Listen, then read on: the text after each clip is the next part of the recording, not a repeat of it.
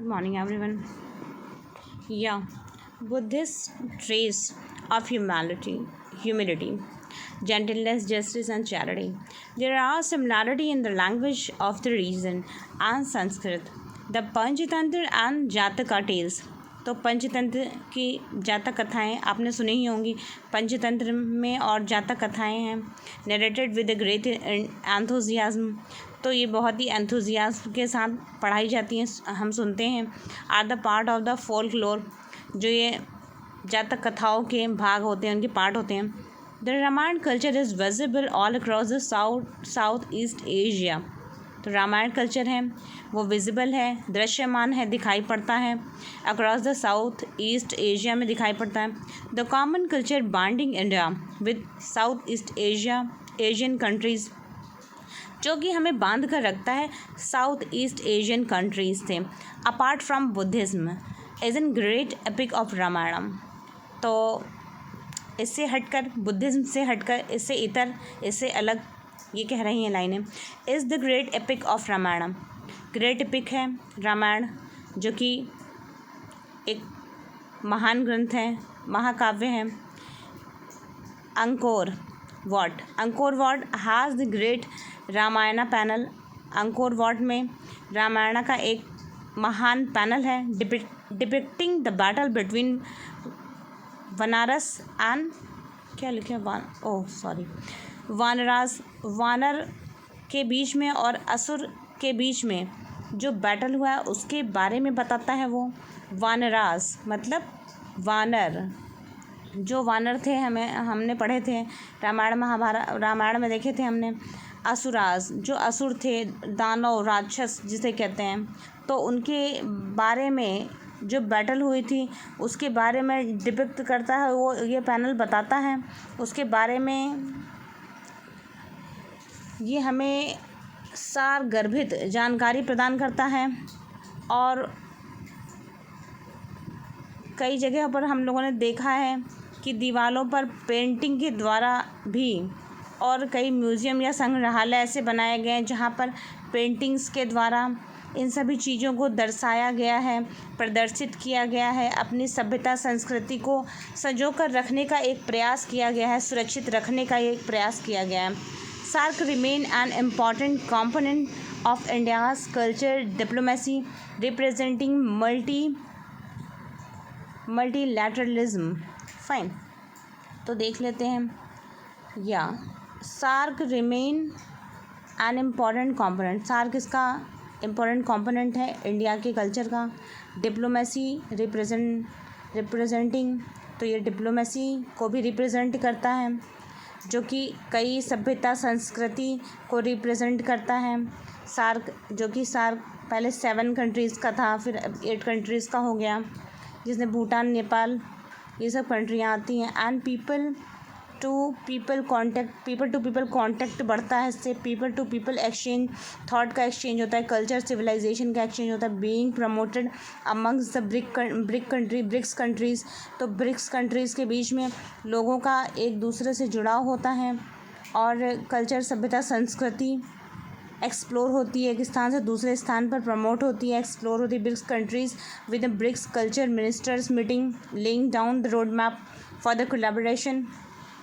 तो BRICS countries में culture ministers की मीटिंग रखी जाती है और रोड मैप तैयार किए जाते हैं कोलैबोरेशन के लिए।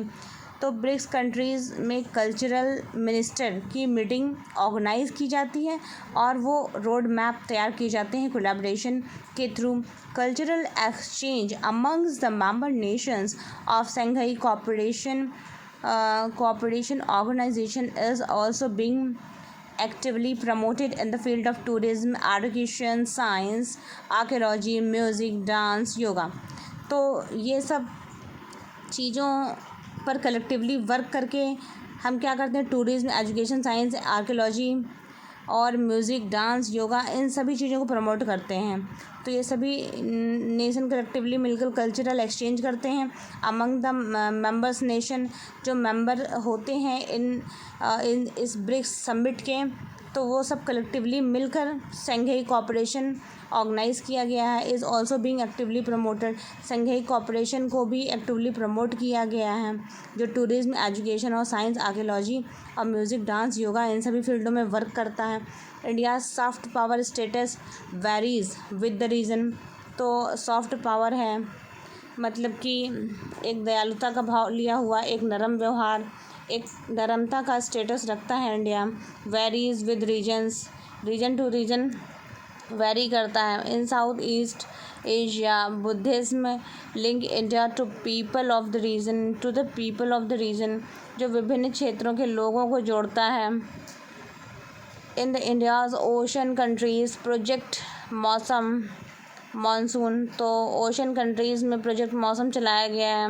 Link people to the common trade, जो कि कॉमन ट्रेड्स की तरफ लोगों को जोड़ता है। There are several new links and have emerge cricket ties, और कई नए नए लिंक्स भी हैं, बनाए गए हैं।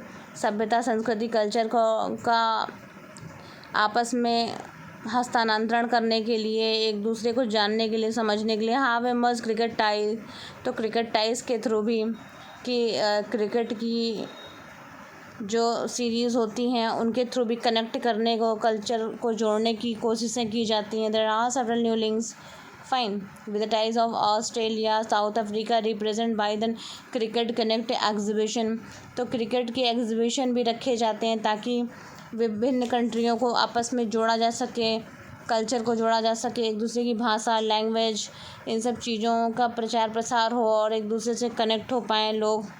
The theoretical framework for the formulation of India soft power status, जैसा कि हम जानते हैं कि एक नरम व्यवहार वाला देश है भारत, एक पावरफुल होते हुए भी मानवता को प्रायोरिटी देता हुआ एक नरम रवैया, जैसा कि हम लोगों ने बरसों से, सदियों से पाकिस्तान की तरफ बना रखा है अपना एक नरम रवैया, तो बस एक सॉफ्ट कॉर्नर जैसा कि लोग रखते हैं। इंडियंस वर्ड फेमस हैं, status for the best representation, या the theoretical framework for the formulation of India soft power status is the best represented in the government new idea, digital India, business promotion, yoga diplomacy, तो इसमें क्या क्या आता है? Business promotion, digital India बनाना है, business का promote करना है, योगा की डिप्लोमेसी है यहाँ पर। UNESCO has also focus of the building peace through the cultural diplomacy, cultural diplomacy के थ्रू यूनेस्को ने क्या किया है? फोकस किया है, पीस पर फोकस किया है, शांति स्थापित करने पर फोकस किया है। इन्फ्लुएंस ऑफ महात्मा गांधी, जो कि महात्मा गांधी के द्वारा प्रभावित होकर किया है। Nelson Mandela and Martin Luther King और नेल्सन मंडेला के द्वारा प्रभावित। JR around the world, Martin Luther King, JR around the world and वाह, कहाँ गया next passage, where it is ending and the just a second, okay fine, या popularity and the popularity of the ideas of harmonious, तो harmonious ideas हैं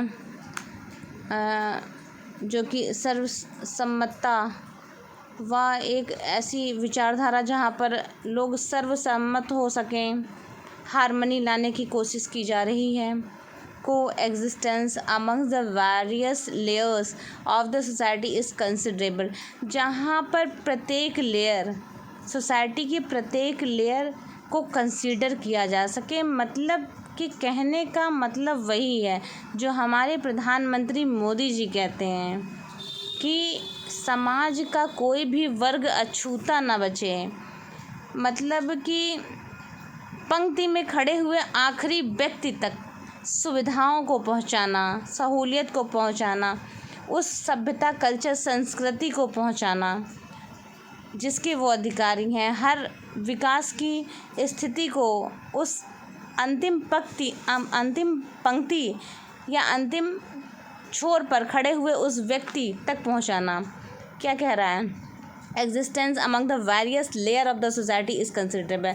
जो society की various layer है, जो निचले तबके के लोग हैं, वहाँ तक पहुँचाना, हार्मनी स्थापित करना, हारमोनियस, जो कि सम्मतता से लिया गया डिसीज़न हो, जो जनहितैषी हो, पीपल प्लीजिंग हो, मतलब कि लोक हितैषी हो, जनहितैषी हो, विश्व हितैषी हो।